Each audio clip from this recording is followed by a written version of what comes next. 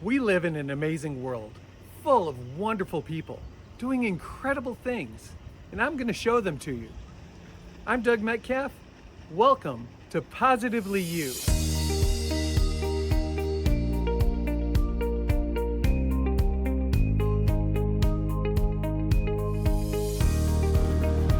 So we just get under there, it comes right off in one big giant cluster. As big as my head. Today we're going to talk about mushrooms, of course, with Mike Andrews from Andrews Acres. It's coming up on Positively You. Hello everybody, we're here at Andrews Acres, a mushroom farm, which most people wouldn't think is a farm, but it is. I'm here with Mike Andrews, and he is the brainchild of this operation. And as you can see, the beautiful creations he has behind me. Welcome to Positively You. Thanks for having me. Yeah, so tell me, how'd this all start? Well, a couple years ago, I was working at a mushroom farm, looking for a day job while I was wrapping up touring. You know, I needed some extra income. And I just fell in love with the entire process, the business, just the entire. You can grow so much food in a short amount of time and such little space. Here at our farm, we're only about 1,500 square feet. And you can really, with vertical farming and like controlled environment agriculture, you can really maximize the amount of space you have, the square footage. So I just like really fell in love with the whole process and the potential of future growth with food, feeding people, things like that. And unfortunately, during the pandemic, their business shut down, which was really unfortunate. There weren't really other farms in the area that I could go work at, you know, so I kind of just put it up on the shelf.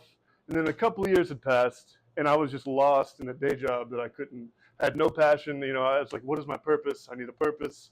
So yeah, it's my parents actually brought it up, and they said that they have been looking into it, and they really want to get into growing and figure out how we can make this a legitimate business.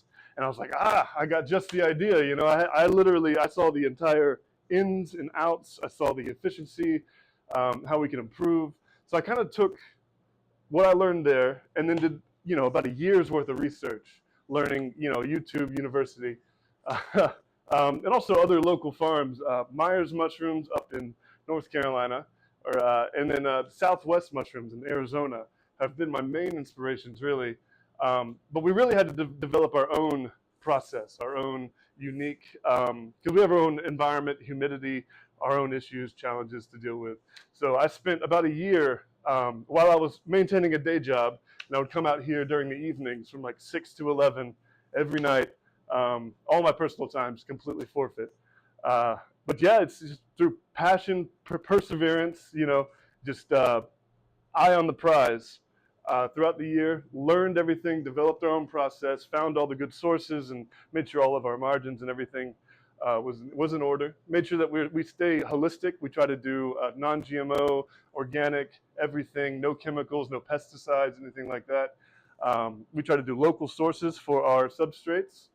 Yeah, and it's just, I love the potential of healthy eating in such a small amount of space, because usually there's so much that goes into it with the regulations and everything. You can really maximize small space, just like maximum potential. It's really incredible. Yeah, definitely.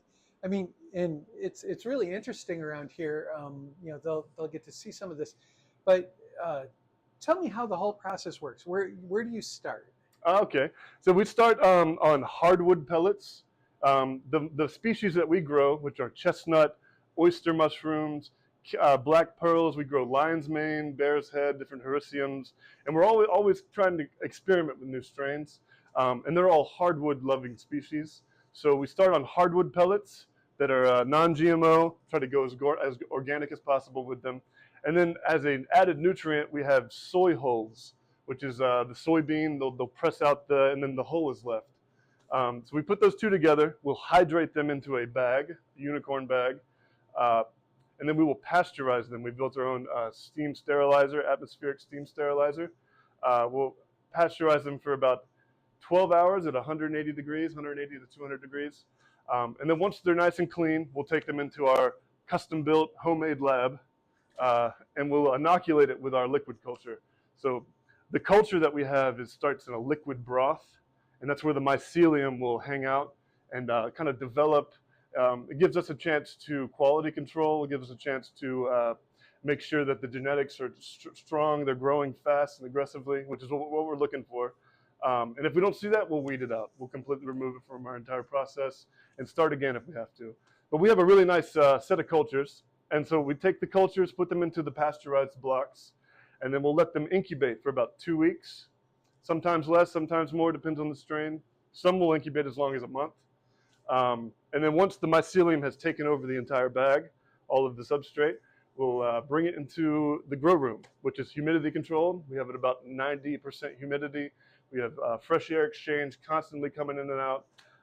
We're constantly cleaning the grow room with just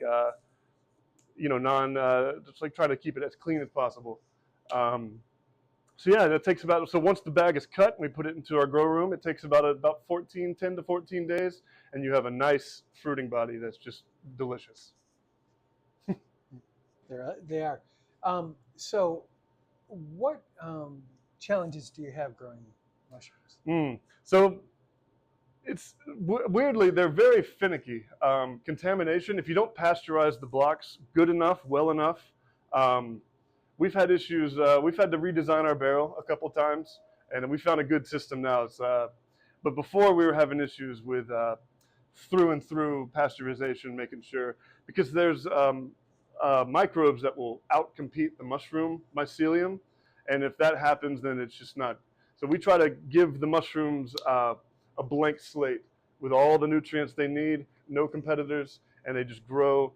In an indoor environment, you're able to get fruits that you would never see in the wild, but it's still grown in a holistic fashion, you know. So really, and also there's a lack of information on the internet and websites. This is a relatively new industry, like especially growing indoors.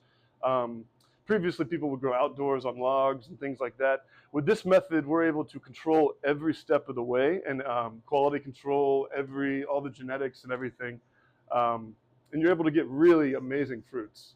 You know, some things that are over 100% bioefficiency, which is we put about 4 pounds of substrate in, and we put it mix it with water to hydrate.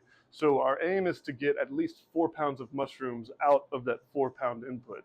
And so sometimes we're even above that 100% mark. So it's really, I get chills thinking about it. That is. Because we've developed this whole thing from ground up. And it's amazing. I mean, you can see some of these.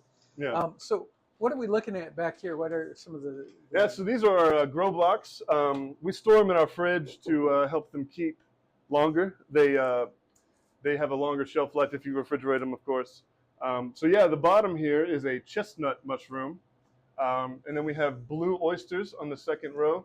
And then above is just a smorgasbord of just random. We have black pearls on the left and blue oysters here.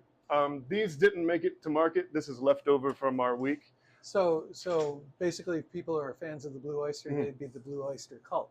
Yeah, something like that. Have to have a dad joke in there somewhere. And then what do we got here? Yeah, so these are our hericiums. It's lion's mane and bear's head. They're really great for your mental health, your neuroregenerative properties. They're great for your mental health. Hericiums, and they're delicious too. People put them in powders, dehydrate them, put them in tinctures, things like that. I actually had some of my coffee this morning. It's great. I love them. That was good coffee, by the way. Thank you. You know,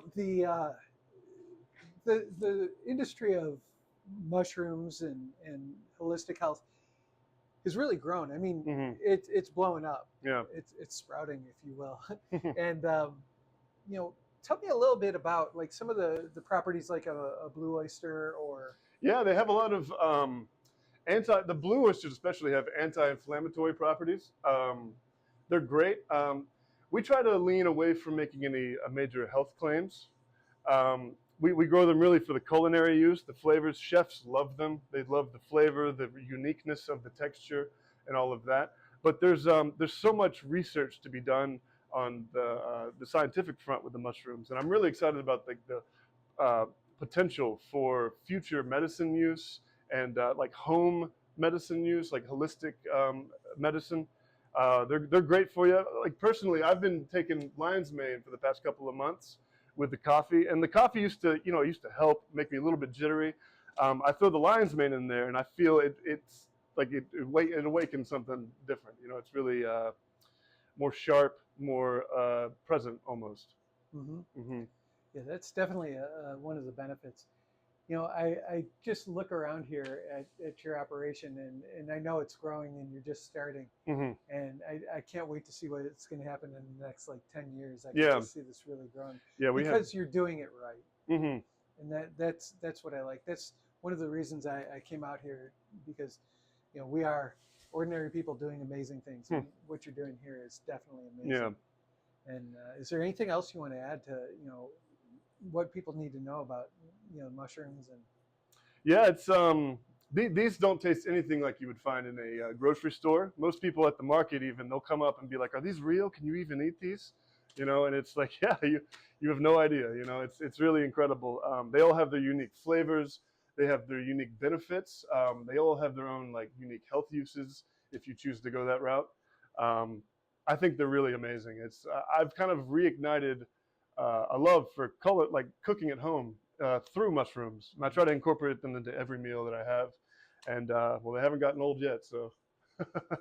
yeah, because you can do so much with them. Yeah. Thank you so much for being on Positively You. We're going to be back next week with another episode. And thank you, Mike. Yeah. This has been great. And eat healthy. Eat some mushrooms. They're good for you. Yep. Stay positive.